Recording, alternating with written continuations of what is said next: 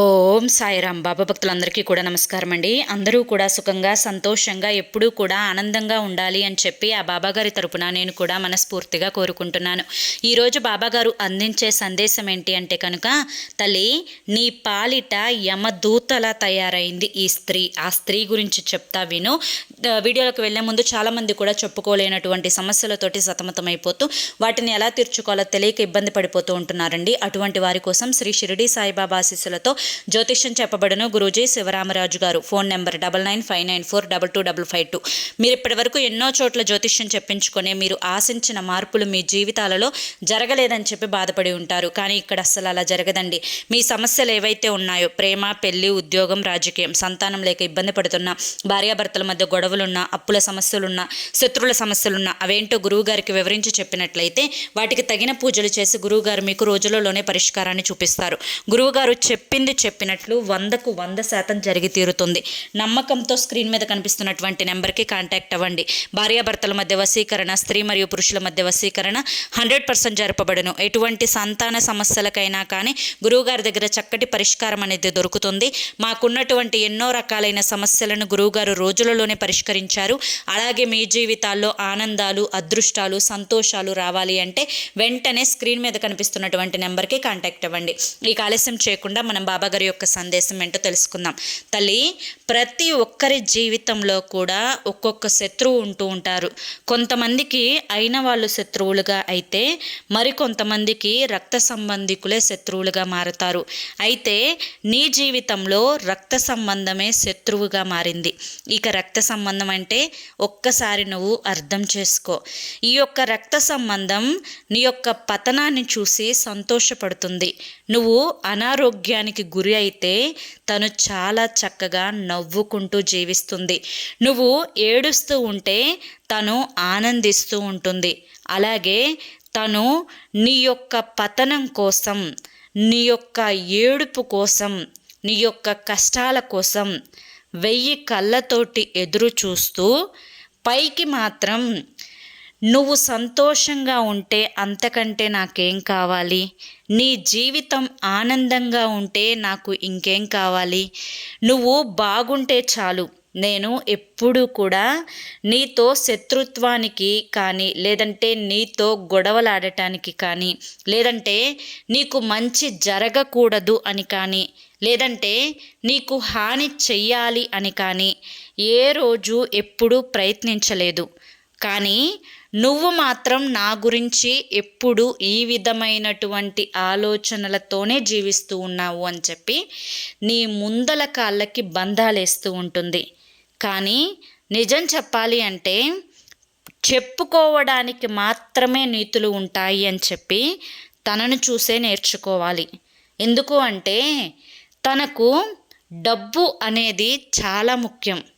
కానీ ఆ డబ్బు కోసం ఎదుటి వ్యక్తిని ఎంత ద్రోహానికైనా కానీ దిగజారుతుంది. ఎదుటి వ్యక్తి తన రక్త సంబంధం అని కూడా చూడకుండా మోసం చేయడానికి కూడా సిద్ధపడుతుంది. నీ మీద ఎప్పుడు కారాలు మిరియాలు నూరుతూ ఉంటుంది. నీ యొక్క పతనం కోసం 1000 కళ్ళతోటి ఎదురు చూస్తూ ఉంటుంది. నీకేమో నా రక్త సంబంధం కదా, నా తోబుట్టువు కదా, తను సంతోషంగా ఉండాలి, ఆనందంగా ఉండాలి, తనకే కష్టం రాకూడదు, తను బాగుంటే చాలు అని చెప్పి కల్మషం లేని మనస్సుతోటి కోరుకుంటూ ఉంటావు. కానీ ఇక్కడేమో దానికి పూర్తిగా వ్యతిరేకంగా తను కోరుకుంటూ ఉంటుంది. ఇక్కడే అసలు కథ అనేది తనకు అర్థం కావడం లేదు. కర్మ అనేది ఒకటి ఉంటుంది, ఆ కర్మ వెంటాడి వేధిస్తుంది అని చెప్పి నేను నీకు ఇక ఊరు పేరు కూడా చెప్పాలా తల్లి? తోబుట్టువు అని చెప్పాను కదా, ఇక రక్త సంబంధం అని చెప్పాను కదా. ఒక్కసారి నువ్వు ఆ రక్త సంబంధం నిన్ను ఎన్నిసార్లు ద్రోహం చేసింది, నిన్ను ఎన్నిసార్లు మానసికంగా హింసించింది, నిన్ను ఎన్నిసార్లు తన వైపుకు తిప్పుకునే ప్రయత్నం చేసి తన ప్రయత్నంలో తను నెగ్గి నువ్వు ఏడుస్తూ ఉంటే సంతోషపడింది. అలాగే తన బాధే గొప్పది అని నీ బాధ అసలు బాధే కాదు అని చెప్పి, తన కష్టాలే కష్టాలు అని చెప్పి నీ కష్టాలు అసలు కష్టాల కిందకే రావు అని చెప్పి నీకు ఏదైనా చిన్న సమస్య అయినా పెద్ద సమస్య అయినా ఏ సమస్య వచ్చినా కానీ దానిని భూతద్దంలో చూపించి నిన్ను భయపెట్టేలా చేసి మానసికంగా నిన్ను కృంగతీయడానికి చూస్తూ ఉంది. ఇలా చెప్పుకుంటూ పోతే, నువ్వు కళ్ళు మూసుకొని ఆలోచించుకుంటూ పోతే ఒకటి కాదు, రెండు కాదు, ఎన్నో ఉన్నాయి తల్లి. కాబట్టి ఇప్పటికైనా కానీ కాస్తంత స్పృహలోకి రా. ఎప్పుడైనా కానీ రెండు చేతులు కలిస్తేనే చప్పట్లవుతాయి. ఒకవైపు ప్రేమ ఉంటే సరిపోదు తల్లి, రెండో వైపు కూడా అంతే ప్రేమ ఉండాలి, అంతే ఆప్యాయత కూడా ఉండాలి. కానీ అటువైపు నుంచి లేనప్పుడు నువ్వు ఒక్క చేతితో చప్పట్లు కొట్టలేవు అని తెలుసుకో. నీకు ఏ విధమైనటువంటి అండ లేదు, తోడు లేదు అని చెప్పి నా రక్త సంబంధం నన్ను మోసం చేయదు, నాకు హాని చేయదు, నన్ను కీడు చెయ్యాలి అని తలపెట్టదు అని చెప్పి నువ్వు అనుకుంటూ ఉన్నావు. కానీ అది ముమ్మాటికి అవాస్తవం అన్న విషయాన్ని గుర్తుంచుకో. ఇప్పటికైనా తెలుసుకొని నీ యొక్క జీవితంలో ఇకపై ఎటువంటి ఒడుదుడుకులు అనేవి తన మీద పడకుండా, తన వల్ల నీకు జరగకుండా జాగ్రత్త వహించు. ముందల కాళ్ళకు బంధాలు వేసి వెనకమాల గోతులు తవ్వి ముందు నీతులు చెప్పే ఈ స్త్రీతోటి మాత్రం చాలా చాలా జాగ్రత్తగా ఉండు అని చెప్పి ఈరోజు బాబాగారు మనకి చాలా చక్కటి సందేశాన్ని అందించారండి. మరి బాబాగారు అందించిన ఈ సందేశం మీ అందరికీ కూడా నచ్చింది, అర్థమైంది అని చెప్పి అనుకుంటున్నాను. నచ్చింది, అర్థమైంది అని చెప్పి అనిపిస్తే ఈ వీడియోకి ఒక లైక్ ఇవ్వండి. అలాగే కింద కామెంట్ సెక్షన్లో ఓం సాయిరామ్ అని చెప్పి టైప్ చేయండి.